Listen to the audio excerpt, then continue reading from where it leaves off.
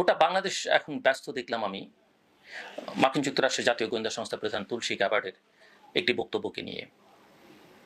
ভারতেও মোটামুটি হইচই আমি বলবো না, ভারতীয় প্রোপাগান্ডা মিডিয়া এটাকে ব্যবহার করছে বেশ ভালোভাবে। আর বাংলাদেশে কি হলো, বাংলাদেশে দেখলাম যে বাংলাদেশের গণমাধ্যমগুলো এটাকে ফলো করে প্রচার করছে। নানা অনুষ্ঠানে এটিকে নিয়ে আলোচনা হচ্ছে, সরকারের উপদেষ্টারা কথা বলছেন, প্রধান উপদেষ্টার প্রেস টিম কথা বলছে, সরকার একটি বিবৃতি পর্যন্ত দিয়ে ফেললো।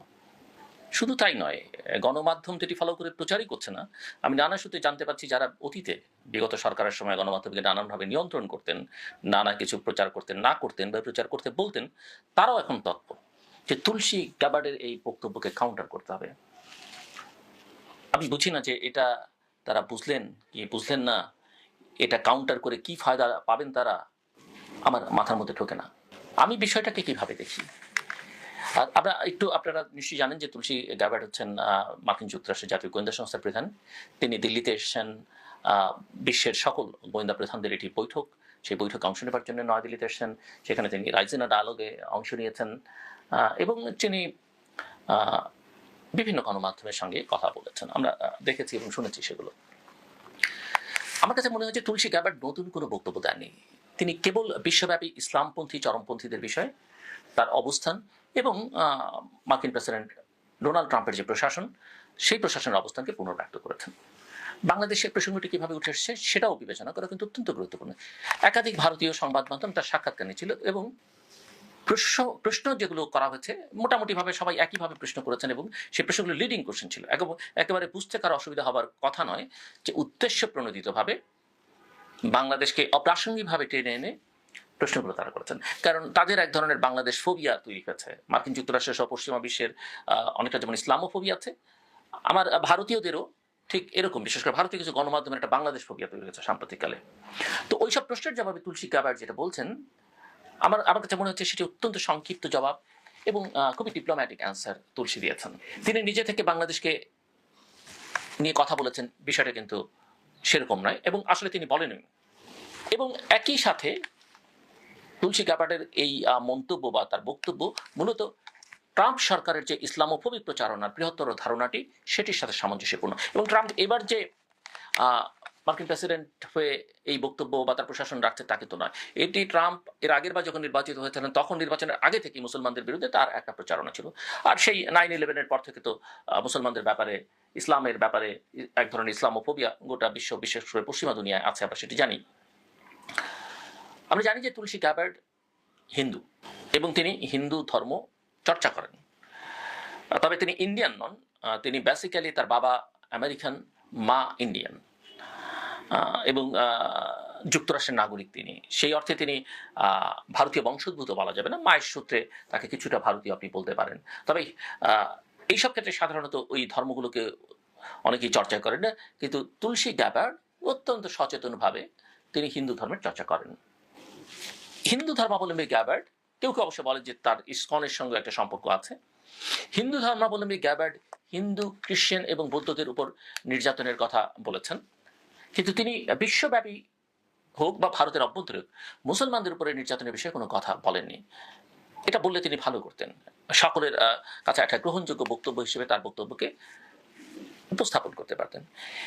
এর থেকে বোঝা যায় যে তুলসী গ্যাবার্ড কেবল সেই কথাই বলেছেন যা সাক্ষাৎকার দাতা, মানে প্রশ্নকর্তা তাকে বলতে, সাক্ষাৎকার দাতা নয় আসলে প্রশ্নকর্তা তাকে বলতে প্ররোচিত করছিলেন। তার মন্তব্য থেকে বোঝা যায় না যে মার্কিন প্রশাসন বা নীতি নির্ধারকরা বাংলাদেশ সম্পর্কে বিশেষভাবে উদ্বিগ্ন। এটা তুলসী গ্যাবার্ডের কথায় আমার কাছে মনে হয় না যে, হ্যাঁ, যে কোনো প্রশ্ন করলে কিছু কথা তো 1-2 লাইন বেশি বলাই হয়ে যায় অনেক সময়, সেরকমই কিছু একটা হয়েছে আর কি। তবে একথা ঠিক যে অনেকে বিশ্বাস করেন যে বাংলাদেশে ইসলামপন্থী চরমপন্থী উপাদানগুলোর পুনরুত্থান ঘটেছে। এই উদ্বেগ কেবল দেশের মানুষই নয়, বরং পশ্চিমা বিশ্বের পর্যবেক্ষকরাও, যার মধ্যে রয়েছে মার্কিন যুক্তরাষ্ট্র, ইউরোপ এবং ইউরোপীয় দেশগুলো। এবং অতি সম্প্রতি আমরা ওয়াশিংটন একটি কাগজে দেখলাম, ওয়াশিংটন থেকে প্রকাশিত, সেখানে বাংলাদেশ আফগানিস্তান হয়ে যাচ্ছে কিনা এরকম শিরোনাম দিয়েও লেখা বেরোচ্ছে সেখানে। এবং অন্যান্য ইউরোপের অন্যান্য দেশে এই উদ্বেগগুলো আমরা কিন্তু দেখতে পাচ্ছি। সো এই যে পুনরুত্থান, যেটা ইসলামপন্থী চরমপন্থীদের পুনরুত্থান, এই পুনরুত্থান দুটো দিক রয়েছে। আমি এই চরমপন্থীদের ইসলাম পন্থী বলা কিন্তু একটু মুশকিল, কেননা আপনি যদি ইসলাম দেখেন বা কোরআন দেখেন, ইসলামের যে মূল জায়গাগুলো, সেখানে কিন্তু চরমপন্থার কোনো সুযোগ নেই। আর বাংলাদেশের জনগণের যে মাইন্ডসেট, সেখানেও কিন্তু বাংলাদেশের জনগণ, সেটা বামপন্থী উগ্রবাদ বলেন আর ধর্মীয় উগ্রবাদ বলেন, বাংলাদেশের সাধারণ মানুষ এটাকে পছন্দ করে না। সেটা শিক্ষিত অশিক্ষিত, ধনী দরিদ্র, সবার ক্ষেত্রে একই কথা প্রযোজ্য আমি মনে করি। সো যেটা হয়েছে যে প্রথমত আমরা লক্ষ্য করেছি যে গত 15-16 বছর ধরে ইসলামপন্থী বা চরমপন্থী গোষ্ঠীগুলোর উল্লেখযোগ্য, এই গোষ্ঠীগুলো উল্লেখযোগ্য একটা চাপের মধ্যে ছিল, যার ফলে তাদের দৃশ্যমানতা কমে গিয়েছিল। আবার এই কথাও ঠিক যে এই ধরনের প্রতিষ্ঠানগুলো, এই ধরনের শক্তিগুলোকে আমাদের গোয়েন্দা সংস্থাগুলো এবং যারা যখন ক্ষমতায় ছিলেন তারা ব্যবহার করেছেন। এবং শেখ হাসিনা সরকার একই সঙ্গে দুটো কাজ করেছেন।